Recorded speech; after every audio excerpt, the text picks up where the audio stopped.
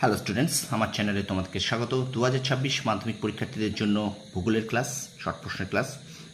তোমরা দেখতে পাচ্ছ আমি তোমাদের সামনে নিয়ে এসেছি মাধ্যমিক আধুনিক ভূগোল ও পরিবেশ দশম শ্রেণীর রঞ্জিত গড়াঙের বই। এই রঞ্জিত গড়াঙের বইয়ের থেকে আমরা শর্ট প্রশ্ন করছিলাম। আজকে আমরা আরেকটি চ্যাপ্টারের এমসিকিউ এবং সত্য মিথ্যা করব। তো চলো আমরা সেই ক্লাসটি শুরু করি।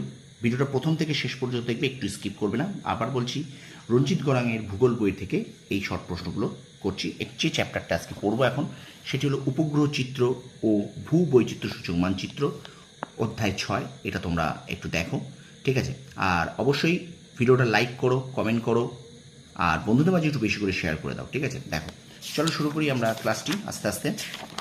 তো এর আগে আমি কিন্তু বায়ুমণ্ডল এবং বাড়িমণ্ডল চ্যাপ্টারটা করিয়েছি, কিছুটা বাকি আছে, সেগুলো শেষ করিয়ে দেবো। তো চলো শুরু করি ক্লাসটি। উপগ্রহ চিত্র ও ভূ বৈচিত্র্য সূচক মানচিত্র, রঞ্জিত গড়াঙের ভূগোল বইয়ের এমসিকিউ। প্রথম দেখো, বলছে কৃত্রিম উপগ্রহে রাখা ক্যামেরাকে বলা হয়, অপশন এ হবে সেন্সার। 2 নম্বর বলছে কোনটি ভূ সমলয় কৃত্রিম উপগ্রহ, অপশন ডি হবে উত্তর ইনসার্ট।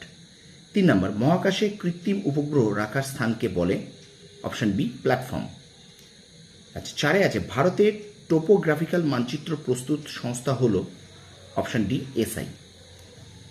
5 নম্বর দেখো 74 M/7 মানচিত্রের সংখ্যাসূচক স্কেল হলো, অপশন সি 1:50,000। 6 নম্বর কি বলছে, টোপোগ্রাফিক্যাল মানচিত্রে সমোন্নতি রেখার রং হলো, অপশন বি বাদামি। তারপর দেখো 7 নম্বর, ভারত থেকে প্রেরিত কৃত্রিম উপগ্রহ হলো, option A IRS।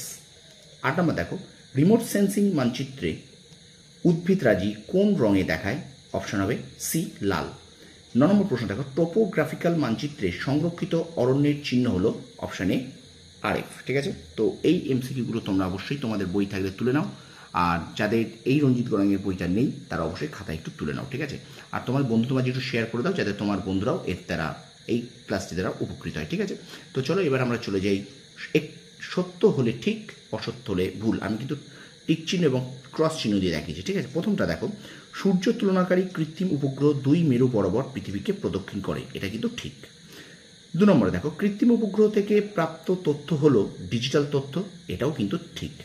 3 number, NASA ইংল্যান্ডের মহাকাশ গবেষণা সংস্থা, এটি ভুল। 4 নম্বর দেখো ভারতের প্রথম প্রেরিত কৃত্রিম উপগ্রহ হলো আর্যভট্ট, এটা ঠিক। 5 নম্বর, উপগ্রহ চিত্র ব্যাখ্যার জন্য কম্পিউটার ব্যবহার আবশ্যিক, এটাও কিন্তু ঠিক। 6 নম্বর দেখো উপগ্রহ চিত্রে লাল বর্ণের রেখার সাহায্যে সড়কপথ বোঝানো হয়, এটা ভুল। 7 নম্বর দেখো 1:25,000 স্কেলের মানচিত্র হলো ক্ষুদ্র স্কেলের মানচিত্র, এটা ভুল। 8 দেখো ন্যাটমো সংস্থার সদর দপ্তর হলো কলকাতা, এটা ঠিক। এবং 9 নম্বর দেখো উপগ্রহ চিত্রে অতি গভীর জলাশয় নীল রঙের দেখানো হয়, এটা হলো ভুল, ঠিক আছে? তো এই হলো 9খানা তোমাদের সত্য মিথ্যা। তো এটি আমরা এই ক্লাসটি এই পর্যন্ত শেষ করছি। ভিডিওটা যদি ভালো লেগে থাকে অবশ্যই চ্যানেলটা সাবস্ক্রাইব করবে, শেয়ার করবে, আর পাশে থাকা বেল আইকনে প্রেস করে রাখবে। আর আমার চ্যানেল যদি তোমরা নতুন হয়ে থাকো অবশ্যই চ্যানেলটাকে সাবস্ক্রাইব করো, পাশে থাকা বেল আইকনে প্রেস করে রাখো, ঠিক আছে? ছোট্ট ছোট্ট এই ভিডিওর মাধ্যমে আমি কিন্তু তোমাদের সামনে দারুণ দারুণ ক্লাস তুলে ধরছি। আর একটা কথা বলে দিই, এই অনুশীলন প্রশ্নটা ছাড়াও তোমরা কিন্তু টেক্সট বইটা ভালো করে পড়ো। শর্ট প্রশ্ন তোমরা কিন্তু অবশ্যই শর্ট প্রশ্ন টেক্সট, যার কাছে যে টেক্সট বইটা আছে টেক্সট বইটা ভালো করে পড়ো, ঠিক আছে? এটি আমি তোমাদের রঞ্জিত গড়াঙের ভূগোল বইয়ের 6ষ্ঠ অধ্যায়টা শেষ করলাম। এরপরে আমরা পরের যে ক্লাসটা করাবো সেখানে আমরা বাকি অনুশীলনীগুলো করিয়ে দেবো, ঠিক আছে? ভিডিওটা ভালো লাগলে অবশ্যই লাইক করো, শেয়ার করো, আর কমেন্ট সেকশনে কমেন্ট করে জানাও কেমন লাগছে, ঠিক আছে? তোমরা সফল হও, তোমাদের সাফল্য কামনা করি। ধন্যবাদ।